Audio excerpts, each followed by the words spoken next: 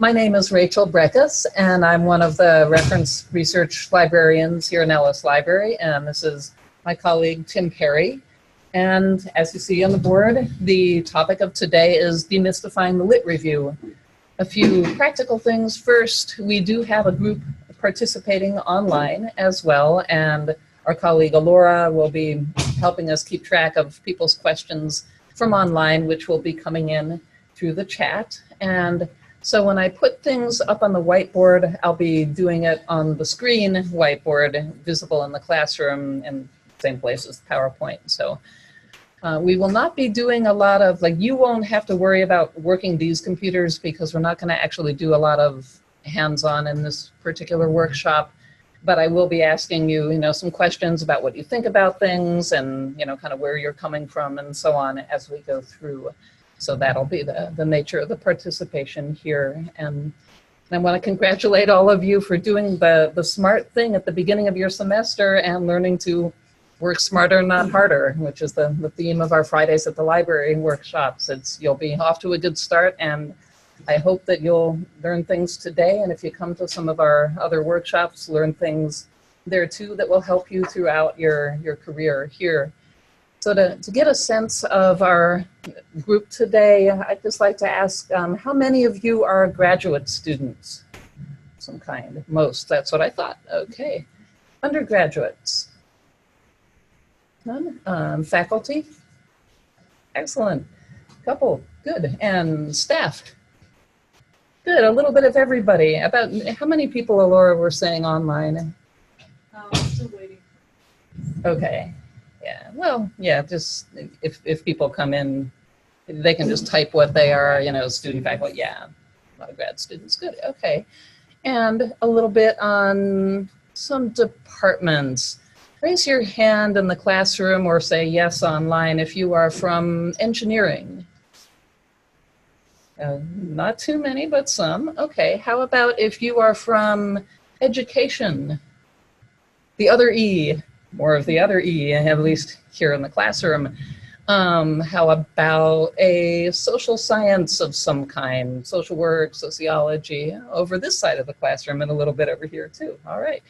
Or psychology, how about a science, biology, or physics, or chemistry, or something like that? Not too many here. Okay, that's an important thing for us to know. Any online? Nursing, sociology, education. Yeah. Okay, yeah. So, any nursing in here? Yes, nope. They're all over there in Onlineville. I know nursing has a lot of online students, so that's great. And let's see, any humanities like history, classics, religious studies, philosophy, any of those? All right, and you're the person, Superman on the front. I like it. I like it. Yeah, humanities. I'm a humanities and social science librarian myself, so that's where my heart is. So great. Okay, so starting with the basics here.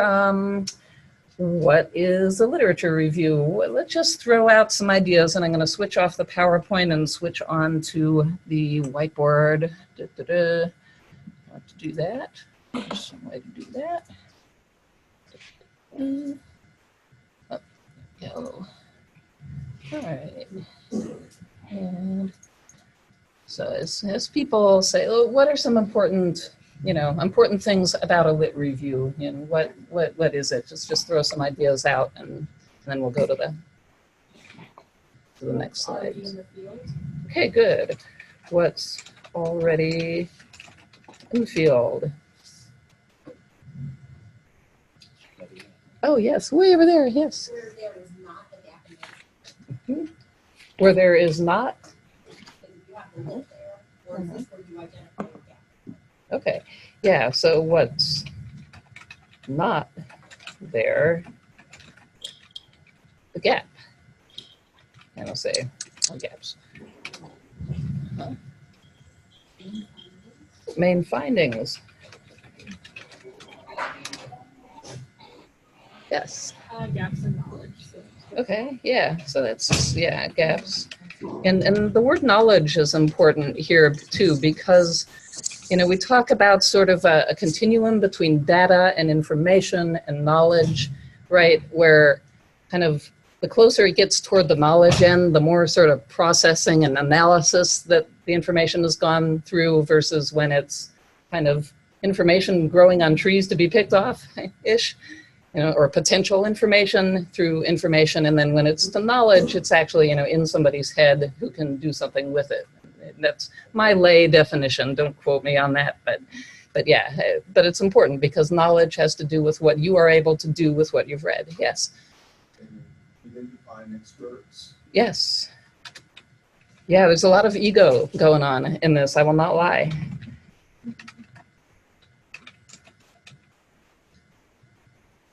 Yeah, so kind of the people that are attached to all these information packages that we analyze. But also in terms, you have to seek these people in order to get in the field. Yes, you must cite them.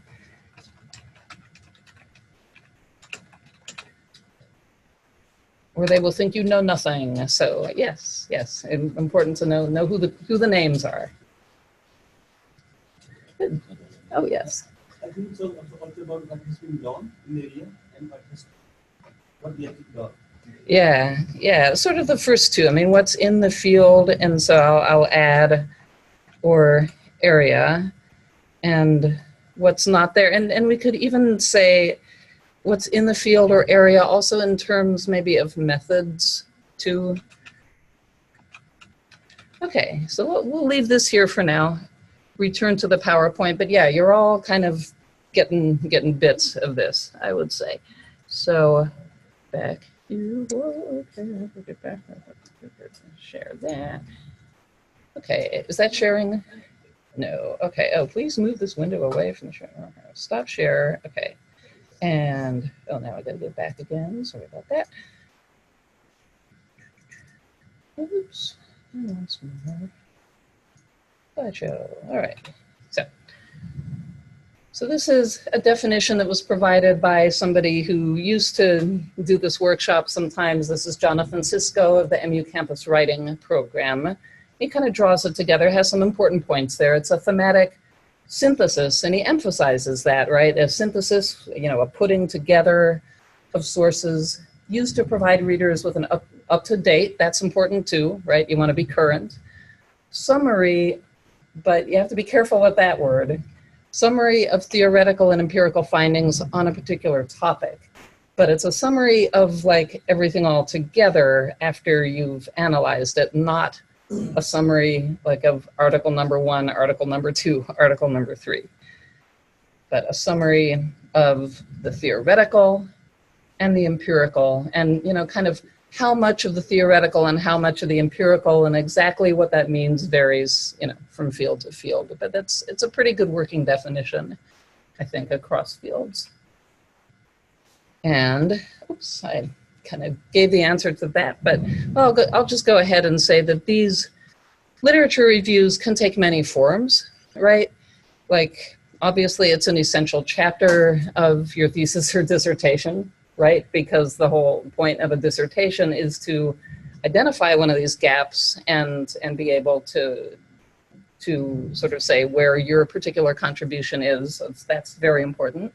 But it's also, you're not done with that once you're out with your PhD either. You keep on having this sort of habit as you do research reports or articles, because you always have to contextualize what it is you're doing in one field, or even sometimes in more than one field, or more than one part of the same field, or whatever. And then finally, we're not going to talk about this as much today, this last one, but there are, of course, these self-contained literature review articles known as systematic reviews and meta-analysis. And actually, this little book right here that just came in on the new bookshelf, although it's already marked up with pen and highlighter, so somebody's been using it already. We might have gotten it used. I don't know. I was surprised to see that. Anyway, it's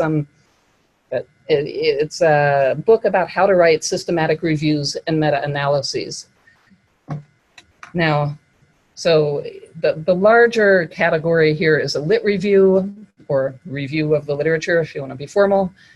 And then a subcategory of that, a smaller category within that, is the systematic review, in which, like I say, an entire article is dedicated to specifically comparing and answering one particular, one often very practical question, a clinical type question. This comes out of medicine. And like the doctors want to know if, people with, a certain macular degeneration of the eye, right? Or, some particular disease, whether some particular treatment helps that. It's centered on a really practical question. And then a meta-analysis is, and that kind of systematic review is since carried over into other fields. Like social work has started doing it a lot. Like this book is about writing these things for social work.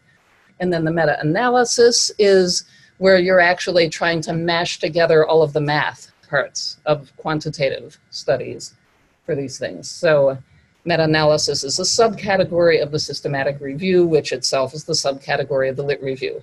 And then I have this other little category down to the side, the annotated bibliography, which is really quite a different thing. An annotated bibliography is simply a list of works, often books, and it's just, you have a description and maybe some evaluation of each of the items on your list. And those have a place, and sometimes in a way a syllabus is almost a form of that. But an annotated bibliography is quite different analytically. It does not attempt, like a lit review does, to really synthesize and put stuff together across in the same way at all. So, and then the purpose of the lit review, as you were touching on, is to identify what they call the seminal works, meaning, the ones, the seeds, right? The articles that everybody's citing. And next week, when you have Lit Review 2, we will show you a couple of databases that are really good at identifying those. They'll tell you which articles are cited a lot. So stay tuned for that next week. And then the exemplary studies. And then another purpose is to identify the areas of consensus and the areas of divergence. So consensus, where there's general agreement. Like, I think even more and more there's general agreement on the climate change exists, and areas of divergence or debate among researchers. So they might have debates about how fast or what are the most important components or causes of climate change or some other thing. And then to help design your methodology, it's good to read what methods others have used to answer the questions that you're interested in. And sort of defend your methodology as to, why you picked that instead of some other thing. And then, as people have said, to highlight gaps in the research. And the purpose of that, of course, is to avoid unnecessary duplication. Okay, so that's overall the why we go through the exercise of the lit review. And here's an example of what a lit review actually looks like at the start of an article. It may not have a section title that says lit review, but that's what it's doing. So looking at this, and this is an article by one of our professors here in our sociology department. Her last name isn't the same anymore, but it's the same person. And she was writing, she is immediately looking to a question, right? Does the extent of your neighbor's income relative to your own affect the extent to which you trust your neighbors? That's kind of her research question. And then sort of a second research question, does it affect the extent to which you perceive yourself to be healthy? These questions, she identifies then as the foundation of the relative position hypothesis. And then she cites the researchers who are associated with this relative position hypothesis. And then she goes on and says a few other things about that hypothesis. See, so she has found some aspect of the writings of these people and has pulled it out and grouped them together and put it in the context of what she's doing. And she goes on here, I won't read the whole thing, but the color-coded parts are, she's kind of giving a big picture of the other research where she says a substantial body of research has resulted from the things she was talking about before that attempts to explain the relationship between income inequality and health. And then she goes into a few more examples, and then she goes into this gap identification thing. Though much work has emerged, that analyzes the importance of blah, blah, blah, blah, blah. Less is focused on the individual experience of inequality. So that's signaling, right, that that's going to be what she does, the individual experience of inequality and the processes that underlie the individual health consequences that arise from relative position. So she's kind of saying, okay, they've done all these things and they've all contributed to that, and this is what's missing, and that's what I'm going to do.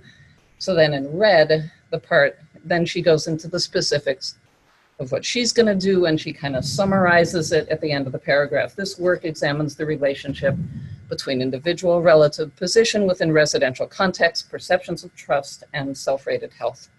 And then, she'll go on from there into her paper. But all of this is in the section titled Introduction in the beginning of her article. So what she's not doing is what undergraduates commonly do, because they, nobody's told them otherwise in their papers, where they say, introduction, purpose, logical story. I mean, you do want a logical story in your introduction, but that's part of what you're doing, citing the literature. But then sort of going into paragraph. Author says, author 1 says this. Next paragraph, author 2 says that. And no. You don't want to do that. What you want is to think of it much more in terms of a theme, right? So you've got your purpose and your logical story, kind of what she was doing there. And then pretty quickly you get into, some theme that you have pulled and extracted out of all of the, or of several, of the articles that you've been looking at, or the books, whatever. And you've been sort of grouping them according to some theme. The themes can be content. They can be substantial, what's being studied. The themes can also be methodological. The themes can be theoretical, but the main thing is you are not just lining it up and saying, Article 1, Article 2, Article 3. The most important bit there. So you will be looking at all your articles to identify the relationships. This is still me, right? Okay. Yeah. Okay, good. Good, that's right. And then we're classifying your grouping papers or paper sections by the topic, the method, the theme, and then comparing and contrasting those papers, addressing similar questions. So relationships between sources, what they have in common, where they disagree, where the gaps might be, how you might answer, how you might address a disagreement, right? If you say that this thing and that thing disagree, what would you do to sort of get past the disagreement or sort of resolve the disagreement? And then you're fitting it within an outline. Now, all of that sounds extremely organized, sensible, logical, everything you can think of. But Tim's about to tell you what it's really like in real life, because he's written a dissertation. So we'll go into that now. Take it away, Tim. Okay, thank you. So yeah, so far we've looked at what a literature review is, where you can expect to find a literature review, the beginning of a dissertation, beginning of an article, sometimes whole articles, whole review articles. And we've also looked a little bit at the purposes of literature reviews and a little bit about at the organization.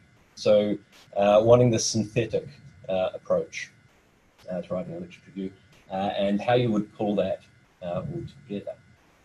And as Rachel said, so far we've taken a fairly simple, fairly linear approach.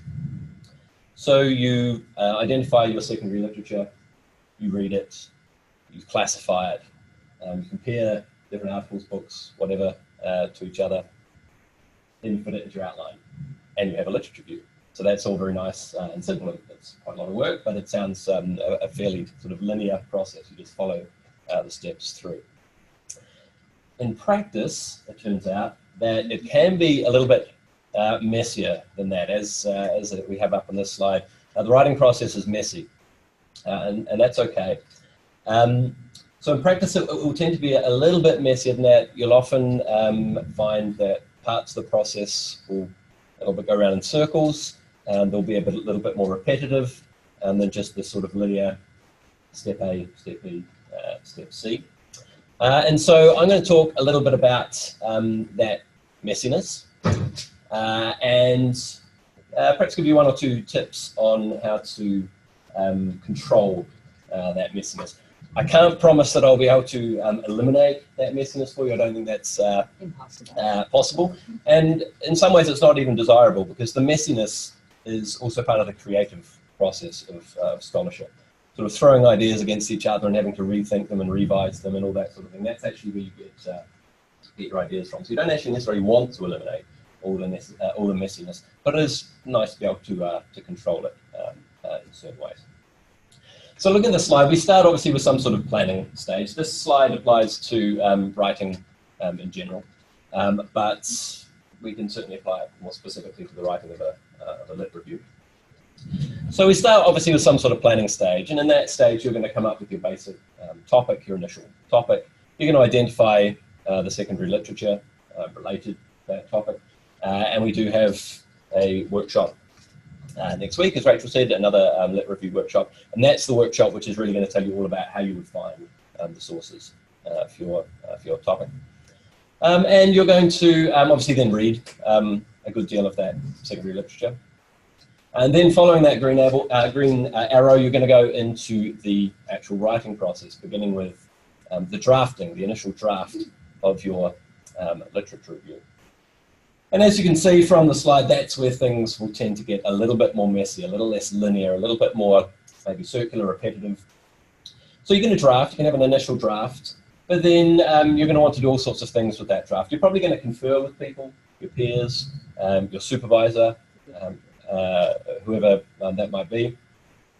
You're going to want to do some proofreading, editing, and that sort of thing. You probably want to go back to the planning stage to a certain extent, more reading, more thinking about your topic, and we'll talk a little bit more about that in just a minute. You're going to end up revising, so redrafting. You're not just going to write one draft and then polish it up. You're probably going to write several drafts and slowly move towards that finished product. And you're going to just generally rethink a lot of your ideas as you go through this process, and that's where things can get a little bit more messy.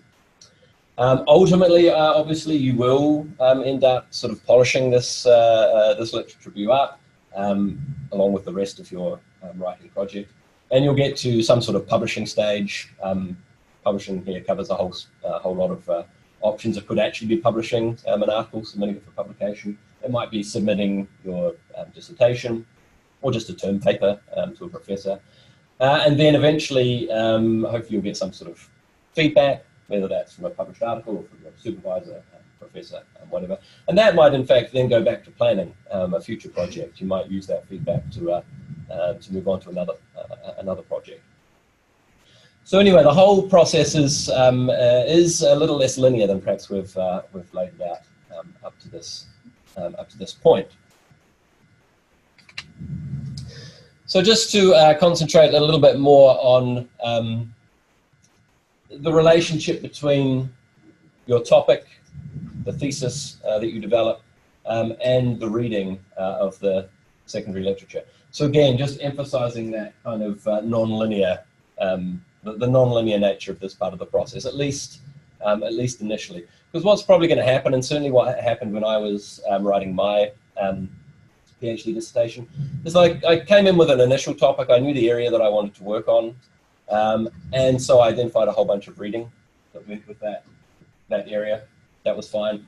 I then did that reading, and that made me think a little bit differently about the topic. So then I had to go back and revise the topic to a certain extent.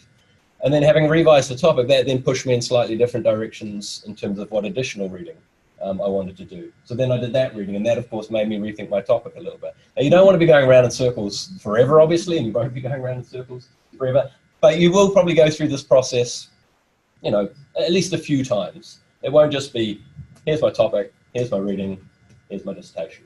So you will probably go through this process of refining what your topic is, refining your thesis through reading and then rereading and so on. And then eventually, obviously, you'll get the actual topic you want to write about. One point I would certainly make in terms of identifying the reading and then doing the reading for any sort of major research project is that you're going to have to read selectively. In just about any field, I think there's going to be more secondary literature than any one person can read in their lifetime. That was certainly the case for me. My background's in classical studies. So I was, and these examples are drawn from my dissertation. So these are examples from a humanities dissertation, but I think the broader points can be applied pretty much across the board to most disciplines. So I was doing a dissertation on the theme of exile in Homeric epic poetry. So ancient Greek poetry by Homer, and in particular the theme of exile. So probably quite different from the topics that most of you are doing. Most of you seem to be sort of social sciences and education and so on. But as I say, some of the broader points I think will be applicable. So when you're thinking about how to do this reading, you have to read selectively. The modern scholarship on Homer is usually thought to have begun in the 1790s. There was a very famous piece of secondary literature published in the 1790s in Germany. And since then, there have been thousands, tens of thousands of books, articles, dissertations, essays, commentaries, critical editions. There's no way that I could read all of that, obviously.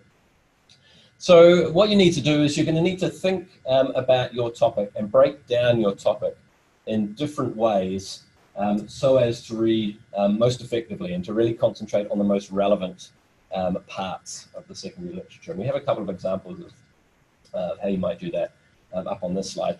So as you sort of think of these, think of this as sort of concentric circles, as it were. So in the middle there, you can see on the left, in the middle there, I've got exile in Homer. That's my topic. That's my quite narrow topic. And I only found a handful of articles that really, really narrowly dealt with that topic. So that's fine. I can read a handful of articles. So I read all of those. Exile usually involves some sort of travel. So then I broaden out and think, okay, so what have people written more generally about travel in Homer, in Homeric epic? And already at that stage, there's more than I can read. But I can read quite a bit of that literature. It's not too overwhelming. And then the next stage, you might say, well, Homer in general. Travel in Homer comes under Homer in general. And there you really would have to be very selective. Once you get into those very broad areas, I would only have picked out, a handful of really prominent works, usually concentrating on the most recent materials, because you do want to be up to date. That's especially important in the sciences. In the humanities, we tend to read older materials as well. But certainly I would have concentrated on recent studies. But certainly not everything. At that level, you're really dealing with, you're really dealing more selectively with the literature. And then just another example on the right, because you're going to want to go again through this process more than once. It's not just one time and you finish and you can then move on. You probably want to go through this this process at least a few times, looking at your topic in different ways. So again, I start with exile in Homer, which is a sort of travel. Exile is involved in travel, but it's also part of the Homeric legal system. You usually get exiled for committing murder. So then I'm thinking about exile in Homer. I can also look at law in Homer, the legal system in Homer. This is another direction that I can go in. I couldn't read all of that. There's a lot written about that topic, but I could read quite a bit.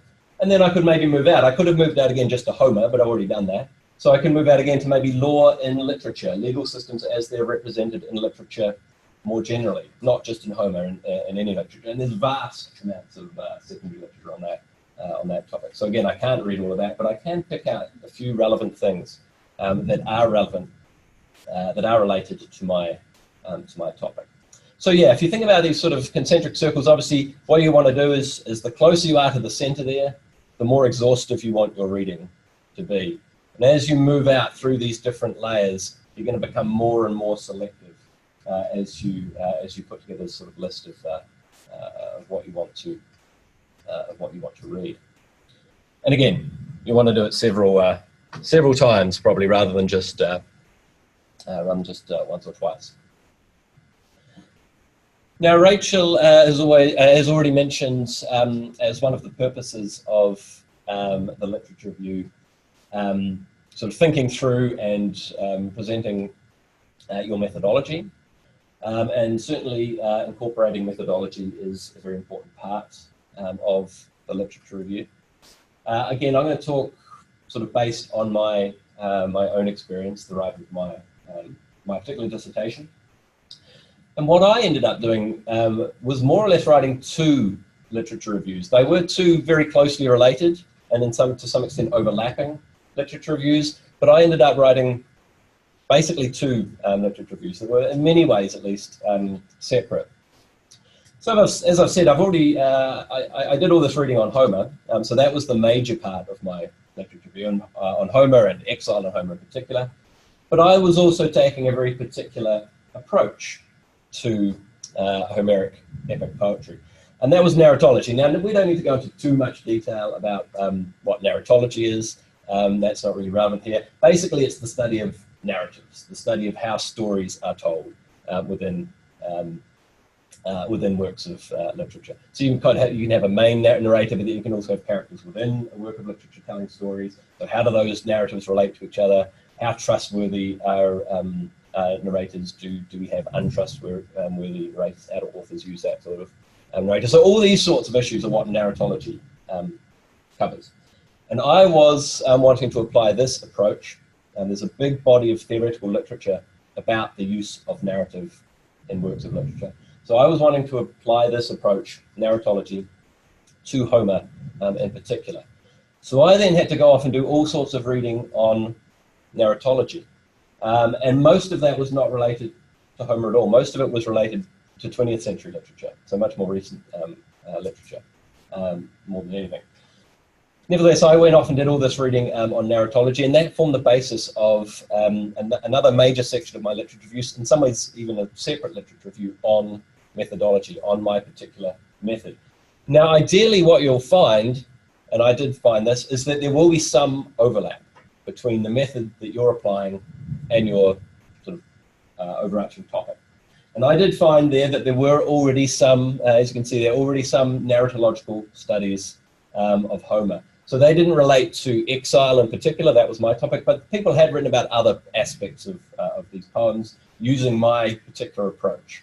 And so obviously they were particularly important to me, and when I was writing that section or that literature review of my methodology, they're the ones that I really focused on. But I did also include all sorts of other things that had nothing to do with Homer but were related to my particular methodology.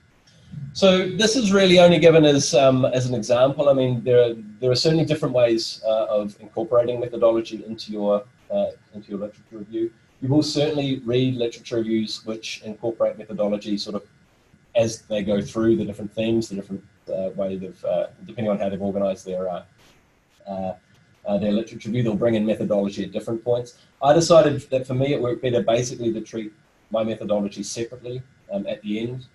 Obviously relating it as much as possible as I could to my topic, but having it kind of as a self-sustaining literature review. How you divide your literature review up, how you organize your topic as opposed to your methodology, that's going to vary probably depending on your particular topic and how it works best for you. But the main point is that you do need to make sure that you really do include your methodology one way or the other in your literature review. It is a very important part of the literature review. We have a question. For a research paper, you would make the methodology work. For a research paper, well, that's sort of what I did. I mean, you could either say that you could say I had one literature review followed by another literature review. But in some ways, I had one literature review which had all these things, and then I had as this kind of separate theme or a separate topic of its own on the end, my methodology. Although it was much bigger than any of the other given themes. It was kind of longer and more developed, and in some ways divided up sort of within itself. But depending on how much emphasis you need to put on methodology, in some research some research sort of projects, you'll need a more emphasis on methodology than others. You'll always need it to be in there somewhere. But if it wasn't such a big issue, you could sort of shrink it down maybe to just the size of, say, the other themes that we've covered. I kind of did that, but then enlarged it, as it were, and had it sort of on the end, so almost separate. So I don't know if you want to. Yeah, well, just to add to, it's always a good idea to take a look at, like that example that I showed there, the article. Look at some articles in your field and just sort of see, I mean, kind of, even though your research paper is not going to be published, seeing those published articles is definitely, that's sort of how it's done, and that can be a good signpost incorporated to see how they incorporate it. Yeah, it does And very you little read from. with particular attention to that, and then stuff starts to jump out. Yeah, no, it does tend to vary a little from field to field. I don't think I was wise enough to go to this sort of workshop when I started writing my literature review, but I had read plenty of books in my field, and so I was basing my approach very much on what other people in my field were doing, and this is the sort of approach that they've taken. So yeah, you're obviously gonna draw you can draw your organizational structure as well from what other people in your field are doing. Especially look up your professors. Yeah, that's what what their articles are. if you know who's going to be reading your work, as you will generally with something like a dissertation, then it's always good to look at what they've done, because they tend to like what they've done. So. Okay, and then this is just again kind of reiterating that potential for messiness, or at least kind of non-linear process. The same thing's going to happen when you think about your methodology, the method that you apply in relation to your reading, as happened when you were thinking about your topic in relation to your reading. So you're going to come in probably with some sort of idea of what method you want to use. You're going to do a bunch of reading on it. That's probably going to influence how you think about that method. You're then maybe going to go off and do a little bit more reading, and then you're going to slowly refine this methodology, this approach that you're going to take. So initially, at least, again, that's not necessarily just going to be I've picked my methodology, I just need to do my reading and then apply it. You're going to have to probably refine and rethink as you go along.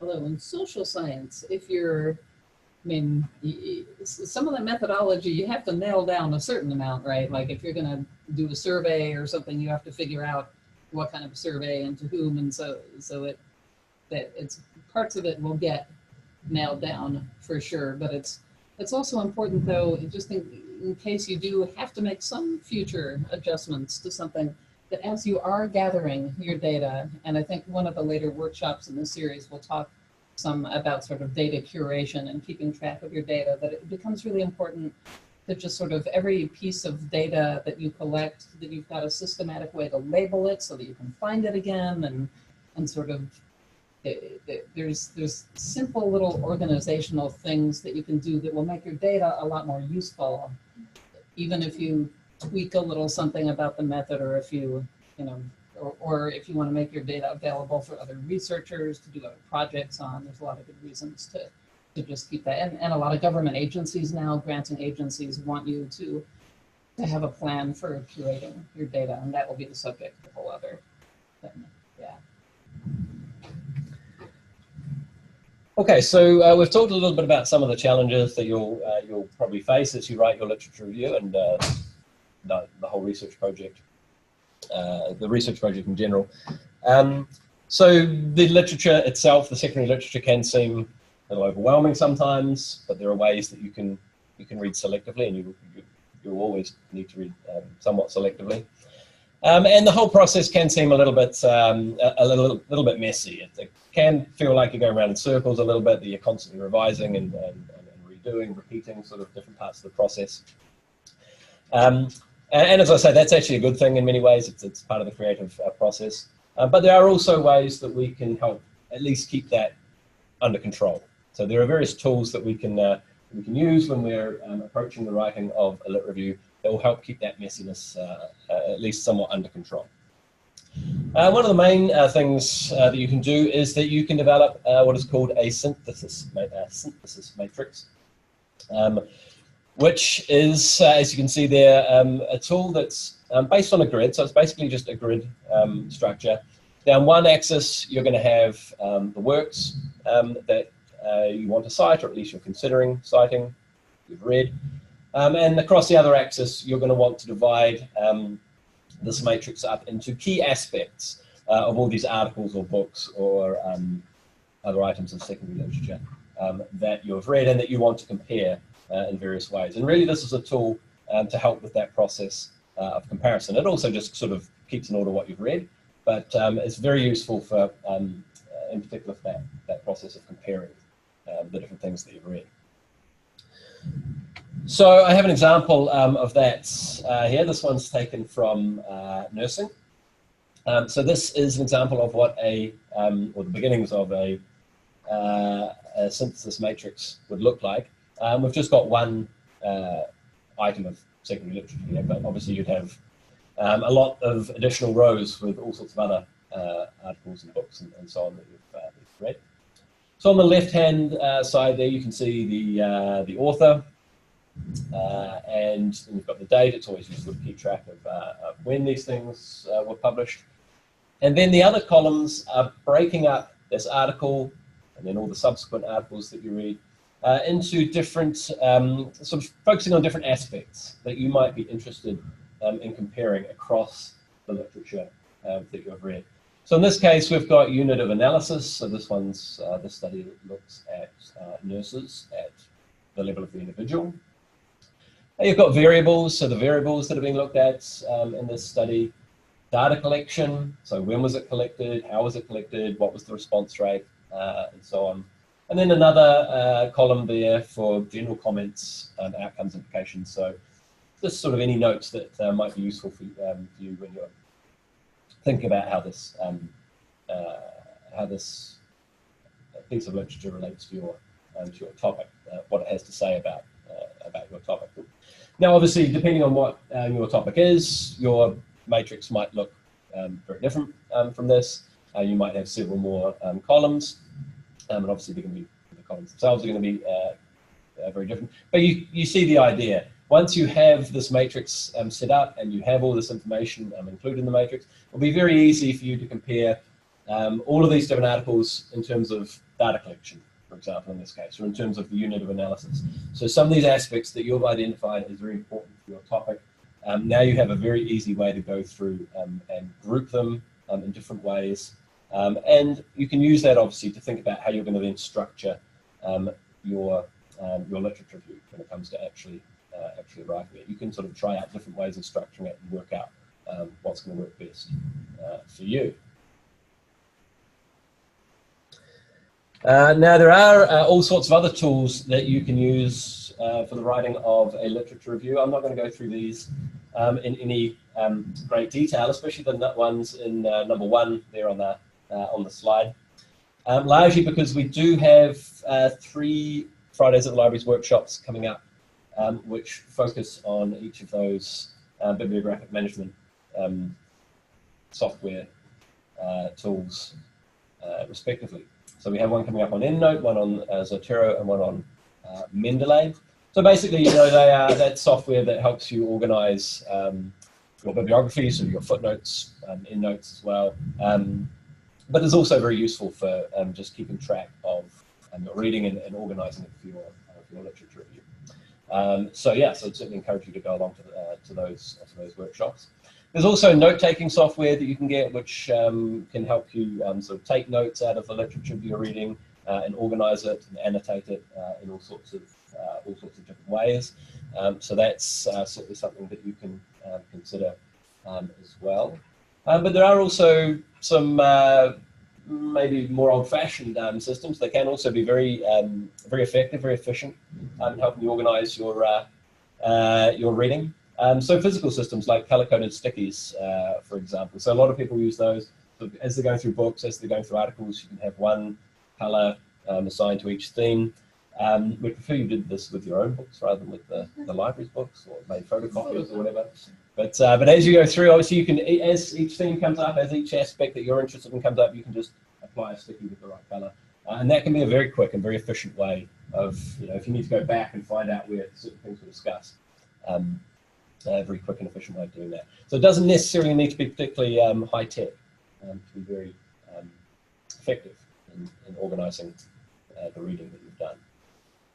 And I think that concludes what I was going to say about just to say about the stickies, I mean, I first heard of that idea from a graduate student about a year ago at the same party that I'm going to again tonight. But somebody was talking about, oh yeah, that person, whenever she reads anything about like the aspect of women and femininity in then she puts a purple sticky on it, right? And so she has these stickies and they're sticking out of her photocopied articles and her books, and of course there are note cards that come in these colors as well. So for our library books, glue is bad for the book, and these are books we hope to keep for a long time. So we recommend, in terms of our library books, use the colored note cards and kind of cut them up into little pieces and put the bookmark in there to say, okay, on this page is something really important for the femininity aspect of it, or the methodological aspect for a yellow sticky, say, or I mean a yellow note card piece or that kind of thing. So yeah, that was just, I could totally picture doing that too, and it being really useful, because then you can have a nice stack of paper and look right at it and see what's all, what the important things are in each piece. So, and you can always move them and, for different topics, or if you're using the book for one thing one semester and another thing another semester, you can do that too. As far as the matrix goes, now in the nursing program that I was a part of, and they were talking about the matrix, they were really emphasizing do it in Excel, have an actual grid like that. I mean, I would say it's sort of useful to have it in a grid like that, but on the other hand, Excel can be a little unwieldy if you wanted to print it out or something. I don't know if I would do it in a literal grid like that, but if you sort of conceptualize it that way, as having a finite number of columns, like in that grid that we were looking at there, I would say methodology is covered in these columns number 3, 4, and 5. That's all stuff related to the methods. And then they've only got one column over here about sort of more the substance of it. And chances are in real life you would have more than that about the substance, but at any rate. But what you can do is you can take something like a Zotero or an EndNote, a program, and those programs let you tag your literature. And they also let you attach notes or even attach attachments. Like if you were taking notes in Word on something, you could attach that Word document to the entry in Zotero or EndNote or Mendeley. And they will also let you tag it. So you could attach a tag that just says, methodology. Although you'd probably want it to say, I don't know, you'd maybe even want to give it a little code, like,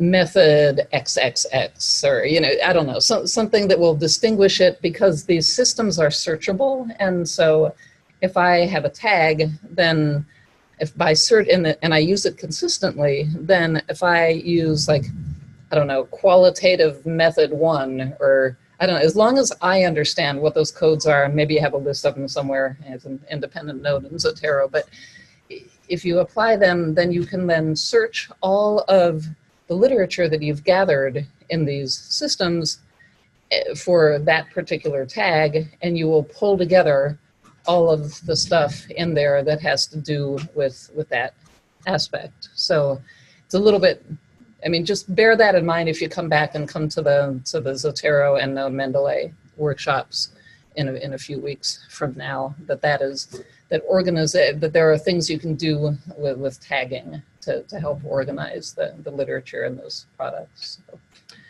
So that's another sort of physical way to do it. But but it may be that in the beginning you like the rows and columns and stuff too. That's definitely nothing wrong with learning a little bit of Excel. Yeah.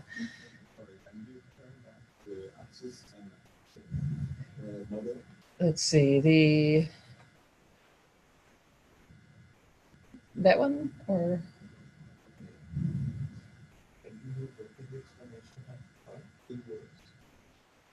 oh, well, let's see. What you would do is, I think the point of having a grid is that what you're doing with these articles, right, that you're reading, is you're taking them apart and you're putting them together again.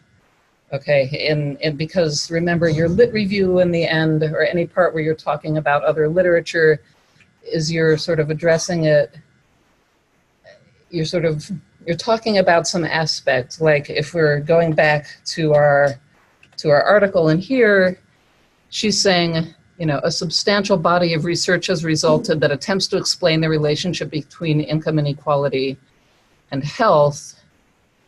And then she talks about the association with social trust and health and some other variables. I mean, she's pulling out particular things. Like if I were doing a matrix that would lead to an article like this, I might have a column for, let's see, kind of how income inequality is measured, right? Or what measure is used for income inequality. And I might have another column for, you know, how health is measured. If I'm doing a matrix for my articles about income inequality and health there. And then it's just sort of a way to sort of prevent yourself from just reading through the article like it's a story, and then it helps you to sort of pull out the salient parts that you want to think about for each article. It's a way of breaking up the article into pieces that you can then mix and match and put back together, if that makes sense. And sometimes, you know, and what your columns are exactly will very much depend on your topic, and you might even talk about it with your advisor if you want to, or with your subject librarian maybe, but probably your advisor's better. Just sort of, and you can experiment too. I mean, some of this process can be, well, okay, I'm finding that none of my articles really have anything in that column, so maybe I'll slightly rework how the columns are. And that's part of reworking the lit review and the paper itself. Yeah. And the main thing is we're avoiding this thing and we want that thing, right?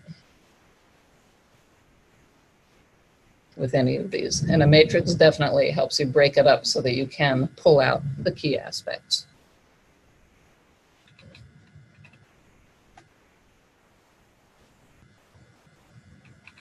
Oops. All right. So I'm just curious, has anyone used what kind of note-taking methods? Are there people who really have good note-taking methods that they like, or programs that they like to use that they'd want to share? Inform your fellow grad students, faculty, and staff. What's that? Color coding. Color coding. Down to that. Yeah, people are pretty visual. Yeah. I like the note-taking part of Zotero because then years later when I forget where I read that, I can go back and see what this source was for. Yes, it's true. Yeah, in Zotero, and I think in all of these programs, there's a way to attach a note to a particular source. Back in the day when I was writing research papers, it was like you had to put a number on the card that had the bibliographic information, and then you put that same number on the card where you took notes, and then you'd always forget and you'd get lazy and you wouldn't number, at least I did. Maybe that's why I didn't go on and get that PhD, right? Too lazy. Didn't have a class like this. But yeah. So yes, color coding, do not underestimate. And other programs, I know that I'm trying to remember the names of some of these note-taking programs, but I know people who use them seem to like them. Remember, what's that? Yeah, RefWorks, I think, is more of another one of these, of the bibliographic management softwares primarily, although, yeah, some people may primarily use it for the note-taking. And RefWorks, I'm trying to remember, there's two that have very similar names. There's RefWorks and there's RefManager. And RefWorks is not a software that Mizzou has bought into, whatever. So so a lot of people come from other institutions and they have to transfer their libraries over, which you can do. All these systems talk to each other.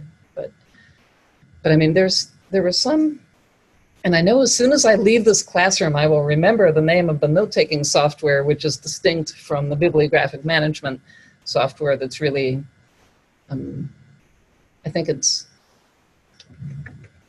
oh man, yeah, now it's bothering me. I can't think of it, but yeah, I think that would be more along the lines. Yeah, that's one of them, and there's been at least one other one that I've heard of that people use. Yeah, OneNote, maybe that's the other one. OneNote, Evernote, those are good things to Google.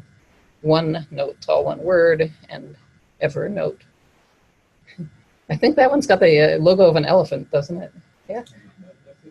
In terms of Google Drive, and sometimes most of the students use the research button in order to add bibliography and information. that they can gain by a grant in the paper. So I don't know if you probably must have been work with Google Drive. Oh, yeah. Are there any of one which is better to use? Well, Google Drive, I mean, Google Drive serves a somewhat different purpose, right? I mean, Google, like I think of Google Drive as where you can kind of store documents and share them, but documents mostly that you're writing yourself or putting. Google Docs. Yeah. Google, and Google Docs being the part of Google. I mean, Google Drive is kind of the storage thing, and Google Docs is the particular kind of object that you're creating there. And Google Doc, you're essentially, I mean, it's like Microsoft Word, but it's just, I mean, it lives online in the same way. Now, these, I think of the three up there, I think Mendeley is the bibliographic management software that is, I think, most upfront about being shareable. All of the programs have ways to share things with other people. And when you're writing a group project, it's good to have, it's good to agree on one. I mean, it just makes it a little bit easier. I mean, it's not that you can't work together with people who use a different bibliographic management software, but good to agree on one. And it's often also good to kind of have one person who does the part where you insert the citations into the paper. And I don't actually know whether, I don't know that, I'm pretty sure Zotero does not have an add-in that works together with Google Docs. I don't believe the other two do either at this point. I don't know whether that's because Google just doesn't want to interact with these programs, or whether it just, its code is too locked down so you can't, make them work together.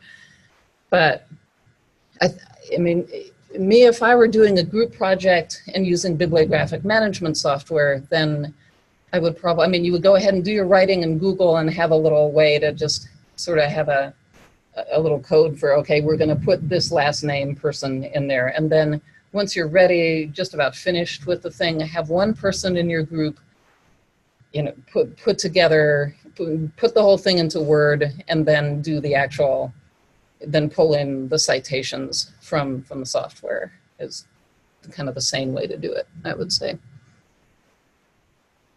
But yeah, those, and you will know what he's talking about when you see some of the softwares. But definitely do get to know those softwares, because they will, they're good time savers. They are, people sort of, I mean, it's amazing. You can write something for one journal and they have one style, and then if they reject it and you send that thing to another journal, you can just take these tools and switch your style like instantly, and it's instantly in this other style for the other journal, and it saves a lot of time. Yeah. Well, if there are no further questions, oh, I should make sure that I mention before we go, do you know about the writer's room? Those of you who are doing writing, there is this wonderful thing that the graduate students have initiated this past year, and they're doing it again this year on Thursday evenings at 6, upstairs on the 4th floor. And the beginning of it, there'll be a librarian who does like a little 10-minute infomercial about something the library does, but mostly it's just like grad students up there writing together, talking about any problems they're having with writing. I'm not sure what all they do up there, but it's them, and they've got space up there to just get up there and get stuff written. So definitely encourage anyone who is writing and wants company in their writing to head on up there to 4th floor, 6 o'clock p.m. I believe the first week they do that is, it might be, yeah, I was going to say the last week of September is when they're starting with that again, and they'll continue on through the semester. I think they even have some kind of point system or something where, like, if you go often enough, you can be eligible for some prize or something. It sounded not bad. So something to check out. It's on our calendar of events if you go on, sort of the same little system where you signed up to go to this. It's there. It's the writer's room. And then, of course, same time, same place, the future weeks, we've got hopefully many more workshops that will be helpful for you to get things done and hopefully as painless a way as possible. You can't avoid the pain of graduate school completely, but you can definitely keep the purpose to it. That helps. All right.